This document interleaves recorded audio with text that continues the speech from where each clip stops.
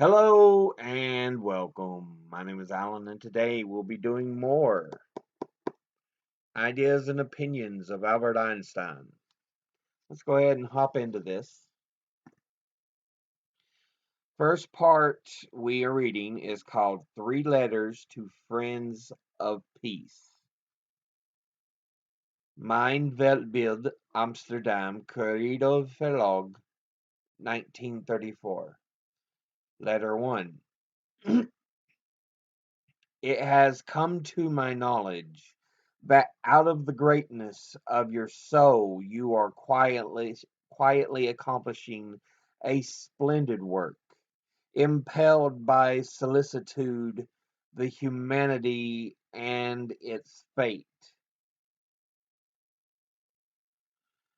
Small is the number of them that see with their own eyes and feel with their own hearts, but it is their strength that will decide whether the human race must relapse into the state of stupor which a deluded multitude appears today to regard as the ideal. Oh, that the nations might see, before it is too late, how much of their self-determination they have got to sacrifice in order to avoid the struggle of all against all. The power of conscience and of the international spirit has proved itself inadequate. At present, it is being so weak as to tolerate parleying with the worst enemies of civilization. There is a kind of compliance which is a crime against humanity, though it passes for political wisdom.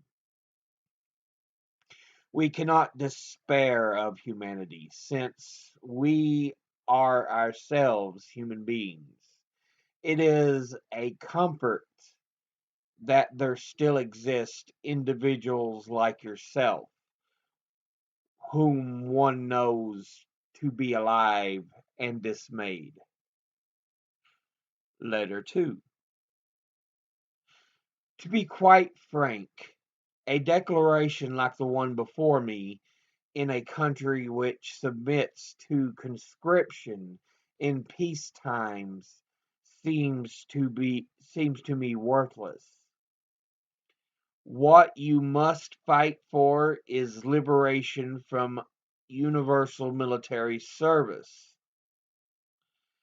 Verily, the French nation has had to pay heavily for the victory of 1918, for that victory has been largely responsible for holding it down in the most degrading of all forms of slavery. Let your efforts in this struggle be unceasing. You have a mighty ally in the German reactionaries and militarists. If France clings to the universal military service, it will be impossible in the long run to prevent its introduction into Germany, for the demand of the Germans for equal rights will succeed in every end, and then there will be two German military slaves to every French one, which would certainly not be in the interest of France. Only if we succeed in abolishing compulsory service altogether will it be possible to educate the youth in the spirit of reconciliation, joy in life, and love toward all living creatures. I believe that a refusal on conscientious grounds to serve in the army when called up is carried out, if carried out by 50,000 men at the same moment, would be irresistible. The individual can accomplish little here, nor can one wish to see the best among its devoted to destruction at the hands of machinery behind which stand three great powers: stupidity, fear, and greed.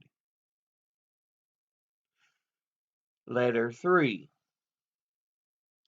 The point with which you deal in your letter is one of prime importance.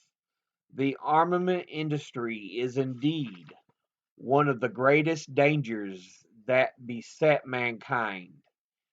It is a hidden evil power behind the nationalism which is rampant everywhere. Possibly something might be gained by nationalism, but it is extremely hard to determine exactly what industries should be included. Should the aircraft industry?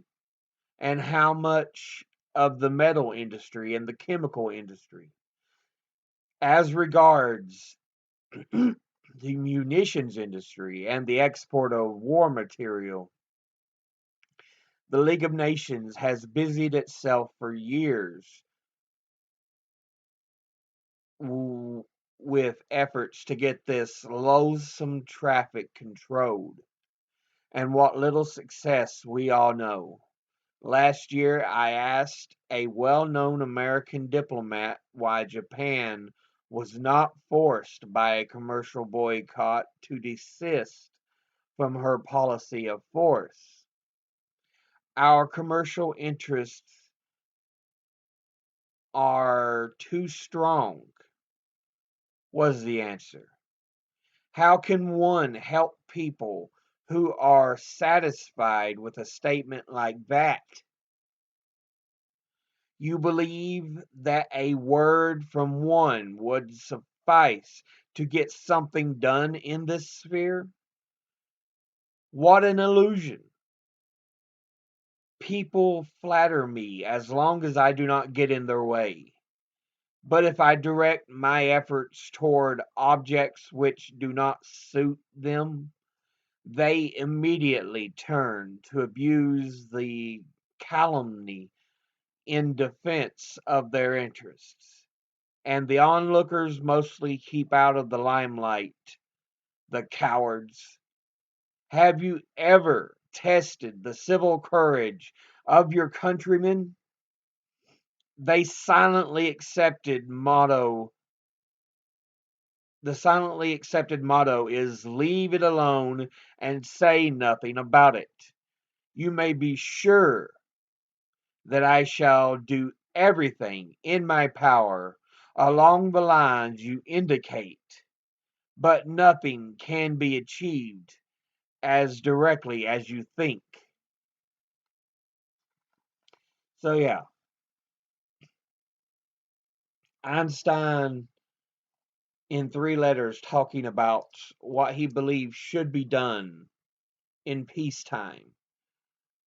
At this point, you should realize that Einstein is very anti war. But this is even before World War II. This is in that period between World War I and World War II.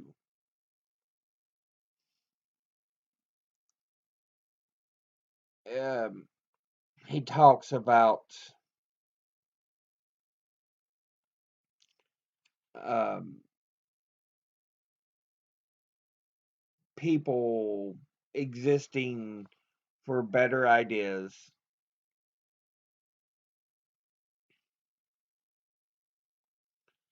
but he also talks about we shouldn't force our people into war just so we can get ready to fight. The third letter I find really interesting. The military industrial complex. How much for the value of war should we introduce other industries?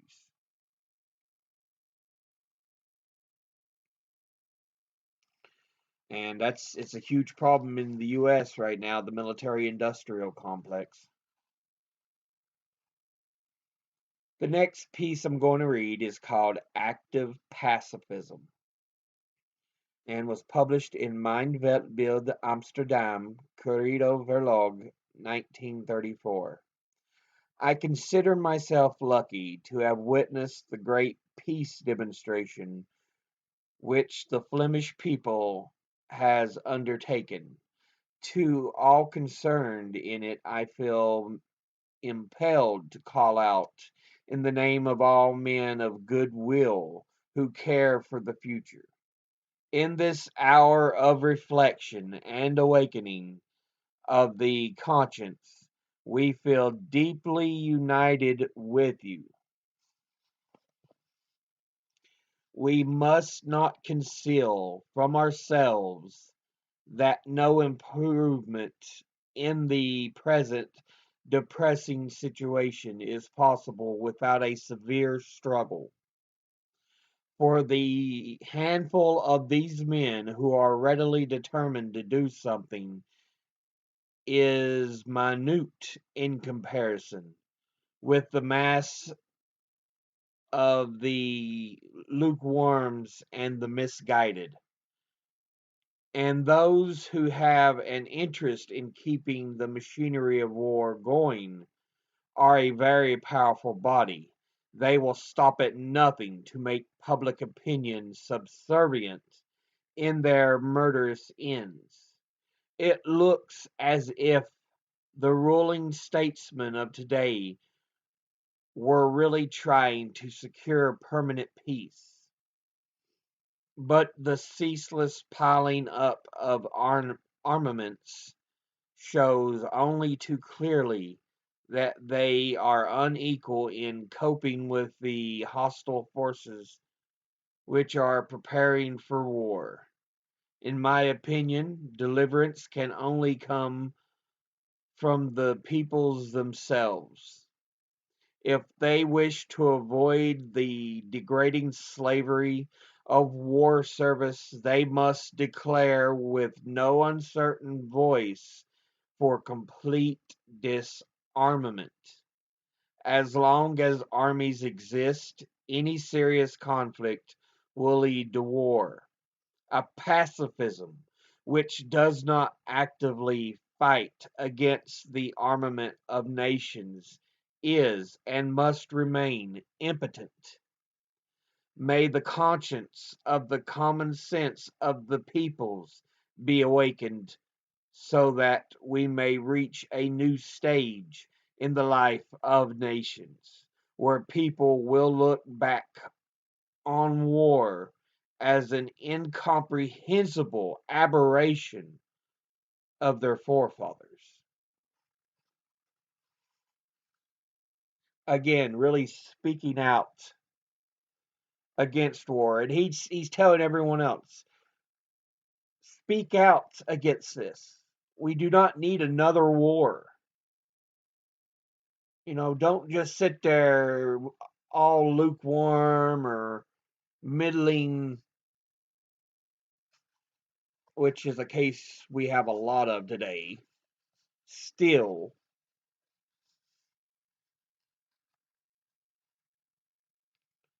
but yeah.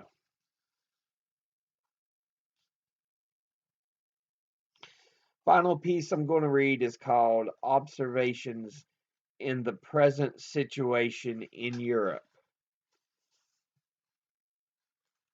published in Mein Weltbild Amsterdam, Corrido Verlag, 1934.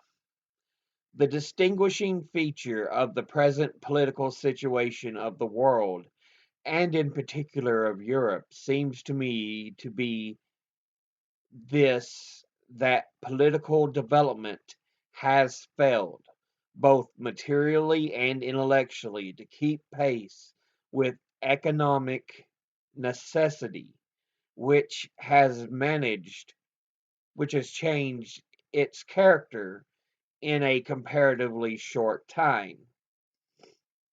The interest of each country must be subordinated to the interest of the wider community. The struggle for this new orientation of political thought and feeling is a severe one because it has the tradition of centuries against it. But the survival of Europe depends on its successful issue. It is my first conviction that once the psychological impediments are overcome, the solution of the real problems will not be such a terribly difficult matter. In order to create the right atmosphere, the most essential thing is personal cooperation between men of like mind.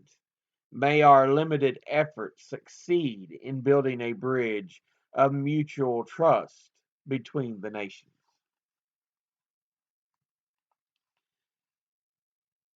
So he is just telling everyone, in order to avoid war, we need to work together.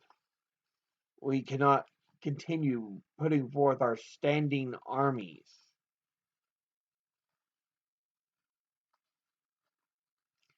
But yeah,